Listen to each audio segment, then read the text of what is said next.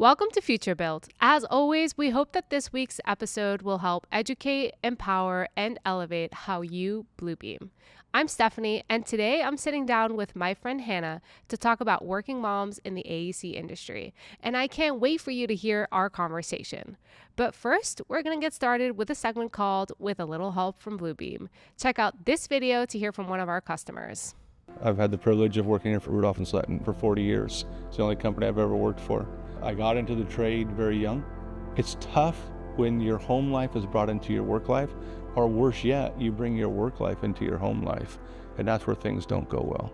And back in the day when I first started, there was no mental health. It was, hey man, rub some dirt on it and get over it. We got work to do. When it comes to men, there's the whole stigma of wanting to appear strong at all times, trying to not seem weak, which is something that we need to break. Women are more likely to reach for those coping strategies and those tools that they need and the resources, while men are seen and suffering in silence. Mental health and safety should be treated the same way that physical health and safety are, and that we spend so much money, time, and effort on physical health and safety in construction, and we need to be making a similar effort in terms of mental health and safety. I'm super excited about today's episode, Working Moms in AEC.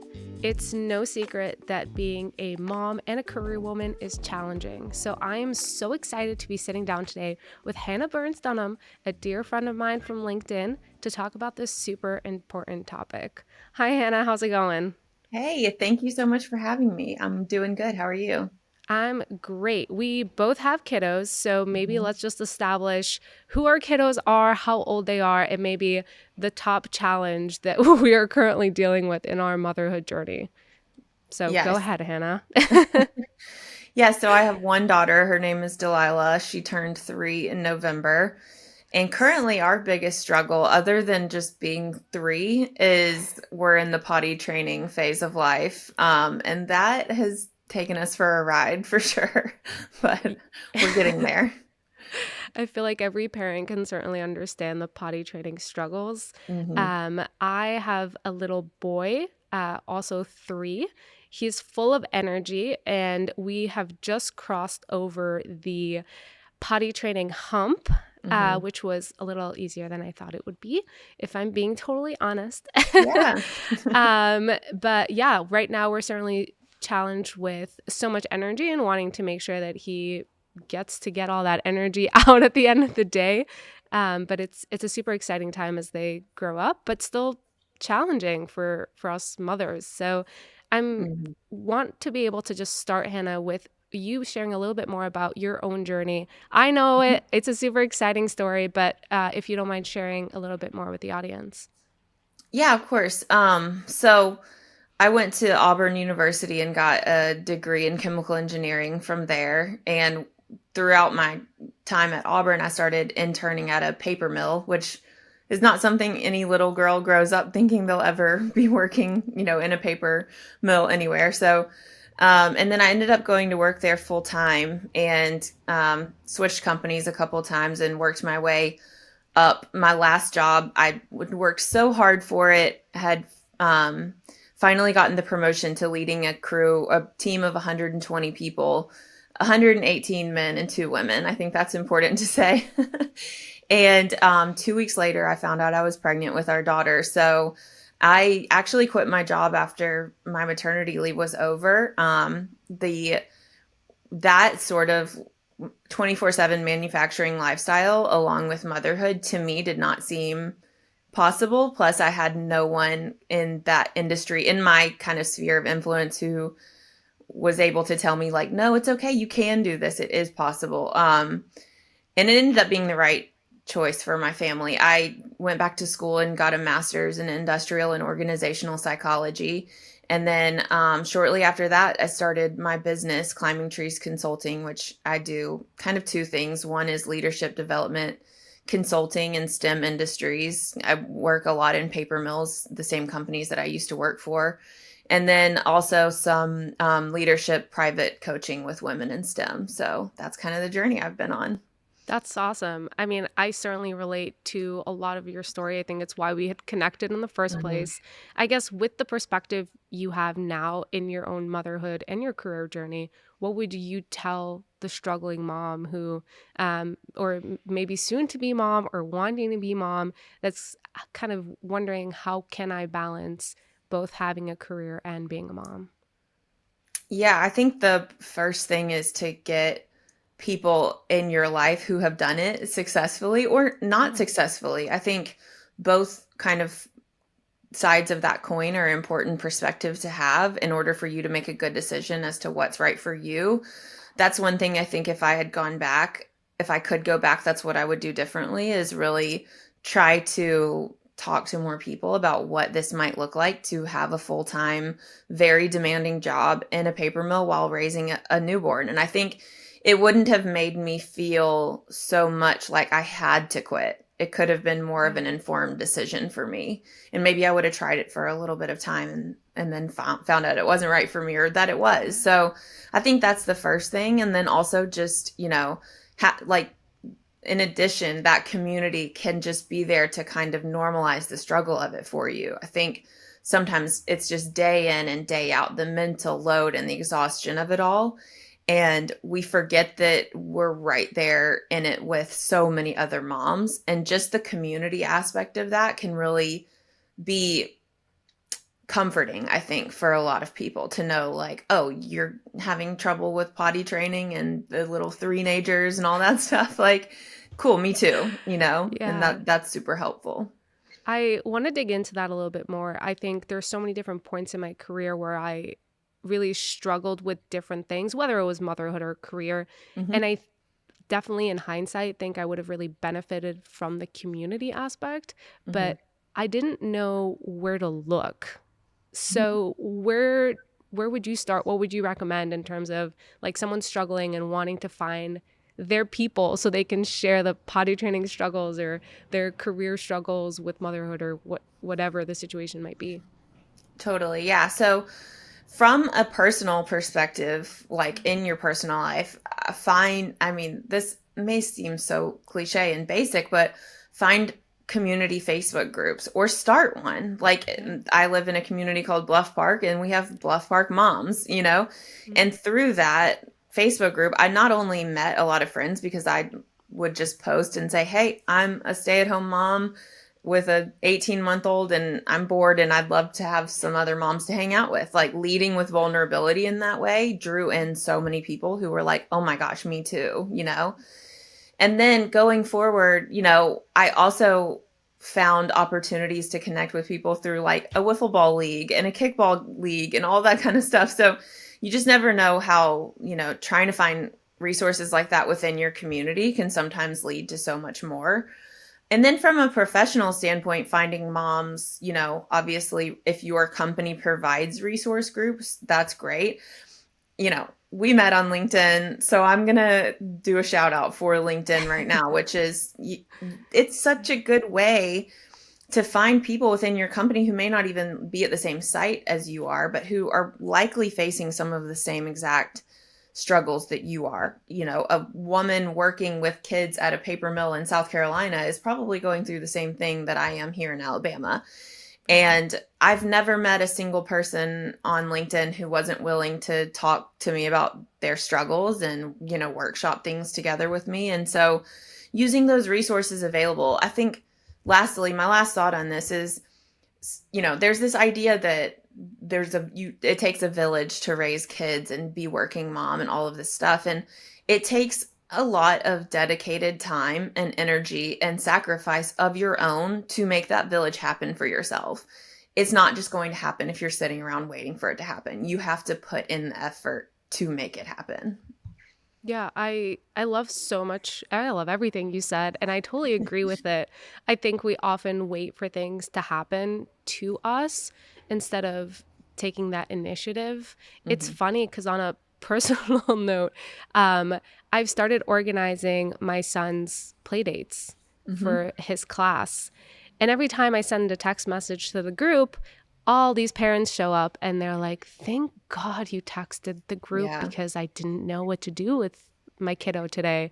Mhm. And I always ask them, like, why me? Why didn't you send the message if you also like really felt that? And I think more than anything, like, hopefully the one thing people take out of this episode is you got to make these things happen for yourself.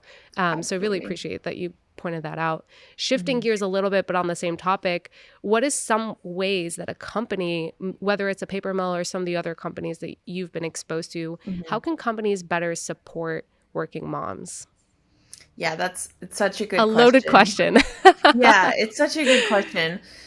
Having worked with a lot of clients that are working moms and, Mhm. some of them have 4 or 5 kids, and I just think, you're just built different from me. I don't think I could do it. But I think a common through line of what I hear is that moms consistently feel like their specific needs of being a mother are treated as an inconvenience. So if you have to leave because your kid is sick in the middle of the day, if you have to unexpectedly take the day off because daycare is closed, those things are an inconvenience from the company's perspective. And a lot of women, that's hard for them to navigate because those are not things that they have a choice in. They have to do those things. They have to take the day off for their kid. And so, it's a cultural change to look at our employees who are parents and specifically mothers as, okay, if we want to invest in having this diverse person on our workforce, we have to accept all the facets of her. And that means that she's going to have to take off sometimes unexpectedly, and trust that, like, she's not going to let her work suffer because of that. Like, we are moms, we can handle all of the things, but being a little or creating a little bit more of a conducive environment for her to not feel like those needs are an inconvenience, like, let there be freedom to work from home if she needs to, or things like that. If we want to, hire and retain women who are moms in the workforce, we have to be willing to accept and then also put into place policies and culture changes that support her as a mom and not make her feel bad about that. Yeah, absolutely. And then what do you think are questions maybe that a mom or someone who's even thinking that that's a choice that they want to make, what questions can they ask in an interview process to kind of help suss out a company and make sure that it's like the right fit for what they're looking for long term? Yeah, so for this, I would always give the advice to, not ask them very specific questions, but don't give them the answers. So, for example, you would say something like, "Tell me about your flexibility policy and your work from home policy for mothers or anybody else that may need that," instead of like, "Would I be able to work from home if my kid is sick?" So asking them to really tell you what the policy is versus you telling them what their needs are, that can give you a more honest look at what's going on. And then no matter what stage of life or career you are in, I would always recommend you asking during the interview process to be um, connected with someone within the company who has and is going through some of the same things you are. So if you're a new mom, I would ask to have an audience with a new mom within that company, and with the idea that you can ask questions. You are interviewing them just as much as they're interviewing you. And moms are going to look out for each other. They're not going to tell you like this is an inclusive, dynamic, flexible workplace if it's just not. So I think that is an underrated kind of power move that not a lot of people think about. Yeah, that's such a great idea. I think these days with LinkedIn, it does make it a lot easier sometimes to find those people yourself. But Yeah. I'll say that it's probably some kind of flag as well if you ask to be connected to a person like that and the company says, no, we actually don't Yeah. want you talking with that individual. So Yeah. that's also something to look out for.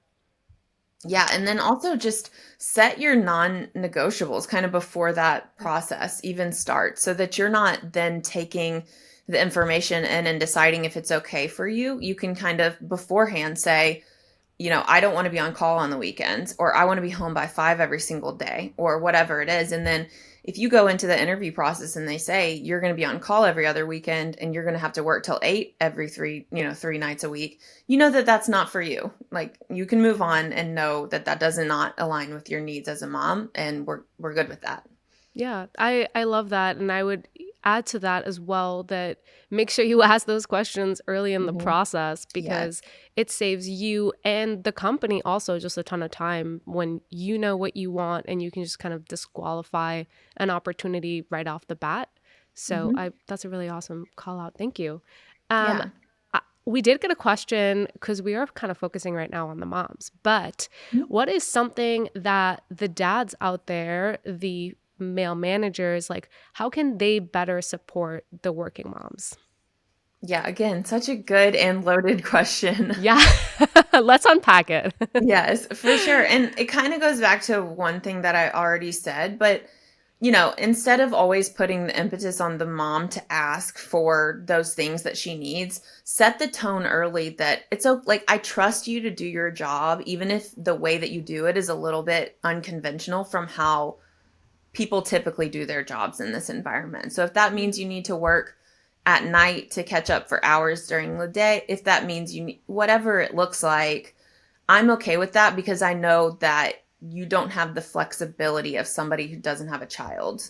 I mean, and that's pretty much a fact. So I think, and then also just being a safe place for somebody who is trying to advocate for their needs to come to and say, this is what I need. Can we work together on this? It's so important for male managers when you have females on your team to set the tone for that and say, I know that you're going to have different needs throughout the course of your life, especially if you are becoming a new mom or adding another child to your family. And I want you to know that I know that that's going to impact your work differently. That doesn't mean that it's bad. And just because you aren't the same person that you were when you came, before maternity leave, doesn't mean that you aren't just as valuable. So, they set the tone for the woman feeling comfortable to have those conversations in the first place. Yeah, for sure. I think it always really goes down to communication, especially when we consider a lot of these more sensitive, more awkward topics. But one thing that I've really learned was, and I'm sure this is true probably for your marriage and your own experiences, nobody can read each other's minds.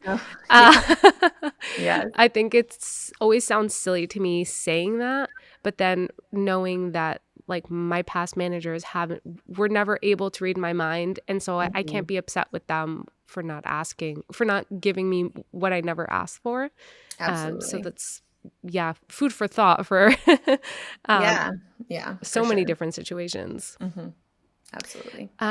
Do you have any tips for the husbands out there? We had a couple people from LinkedIn actually that requested that question. How can husbands better support the women? Yeah, I think the buzzword on the street is like the mental load of motherhood. That's what everyone's talking about. It's kind of finally a term that gives a lot of meaning to the unseen burden on moms. And, I think the litmus test is like, if you can't name your kid's pediatrician, then you're probably not the default parent who's taking on all of the mental load for the child. So, I think do your research on what that looks like, and then have a discussion with your partner about what some of those things that are always playing in the back of your mind are, and then see where you can take some of that off. It's not the easy, simple things like the dishes in the sink or the diapers need refilling or those. It's, okay, in 2 weeks we have to schedule the dentist appointment. It's we have to have the socks and the tights and the tutu ready for Thursday night. So I have to make sure to take it out of the bag from It's all the invisible things that's really what weighs on moms, and especially working moms. And I think we would all be a little bit better if the equality in a marriage or a partnership took into account the mental load of children in general.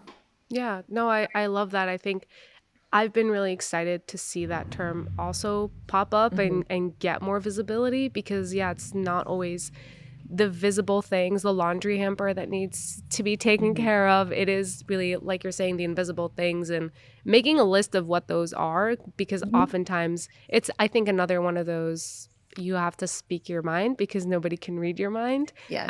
And it's, the mental load is your mental list. Yes, absolutely. I super appreciate this conversation and being able to talk about some of these struggles. I think maybe it's one of those mental load items that you're thinking it's important to have these conversations, but we don't really have enough of them. So I want to say thank you so much, Hannah. We've chatted before, but it's always a pleasure to chat again, likewise. Especially about a topic like this. So thank you for joining us. Yeah, thank you so much for having me. In the spirit of Moms in AEC, I'm super excited for this quick Ask Your Mama segment. I'm joined by fellow Bluebeam mom, Ashley. Hey, Ashley. Hey, how are you? I'm tired, like every single mom on the planet. Yeah, exhausted. Yeah. Well, maybe we should do a quick shout out to any potential dad out there who's also feeling exhausted. No. That's fair. That's fair. We'll give a quick shout out to our kiddos at home. Maybe they want to be shouted out too. Hi, Laszlo. Thanks for making us super exhausted so we can be here to do this segment for you guys. But let's talk about how maybe we can get some quick tips in Bluebeam so we can work a little bit more efficiently, Absolutely. get a little less tired, or maybe just save some time for a quick cat nap. Sounds great. All right. I'm ready for a let's nap do right now. this. Maybe Me we too. should skip this and just go for the nap. Yeah, maybe we should. Should we Okay. just go? Bye. All right, so let's go ahead and take a look at this. Today Yes. we're going to be talking about screen splitting.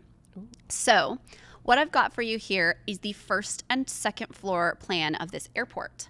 Now, what do I do if I'd like to be able to look at them at the same time? Because right now you can see I can tab between the two of them. And so if I want to see them together, I'm going to come down here at the very bottom, and you'll see I've got the option to split vertically or split horizontally here in the bottom left-hand corner. Let me just say, love this tip because I think it's like makes me nuts when you have different tabs that you're just like sifting through. Absolutely. And you're just like a boomer mom that has like 800 of them. yes. Oh, it's the worst when you have so many tabs. You're very organized right now with Thank you. 3, so you're good to go. Okay. All right, let's see this. So what we're going to do is I want to open up the second floor plan on the right-hand side. So whichever one I'm in right now, whichever one I'm clicked into is going to be the one that opens on that right-hand side. So what I want to do is click second floor, come down here, and then hit my split vertically. Click that, and now you can see that I've got this floor plan on here twice. Okay, but what if like both of those are too small? What can I do anything to make one of them bigger or move to a different screen or something? How do I do that? I can like stretch them out. There's a little bar that's gray in between that I can use. You can see kind of a little crosshair here to drag them left or right. Now, you'll also notice I'm in the same plan right now. These are not two different drawings. It's the same drawing. If I pop a markup on here, you can see it pops up on both sides. It is just a different view of that drawing.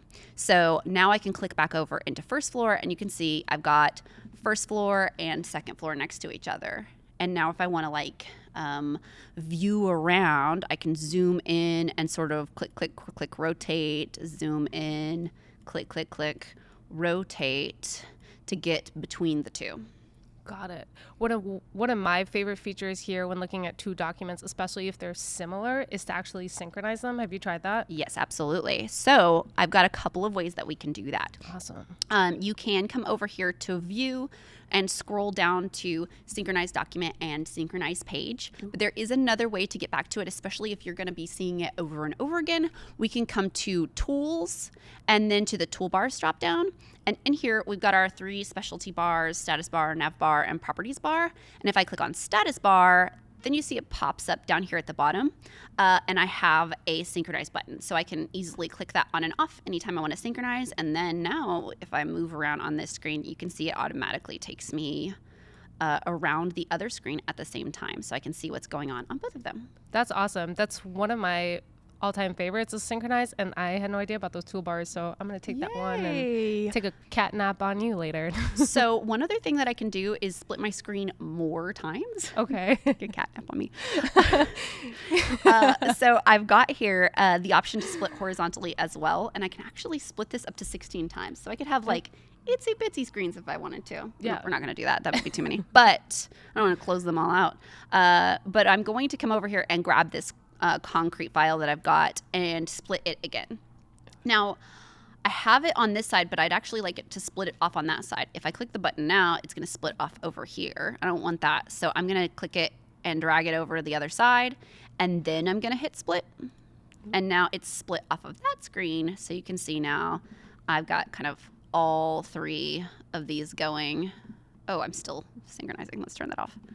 There we go. Now you can see all three of them going at the same time. And again, you talked about that, like making them different sizes. I can come in here. I've still got that gray bar, extend this out. There's another gray bar between these two. I can slide that and I can make them kind of whatever size I want them to be. That's awesome. I love this. I think this is hopefully going to save people a ton of time. I think so. Especially as they maneuver different sets of drawings and maybe slim down that 1,000 tabs we have into fewer. 2 or 3. Yeah. Hopefully. And hopefully people can save a little bit of time and, you know, take a nap. So anything else? I don't think so. Ready for a nap? Yeah. Awesome. Bye. Let's go.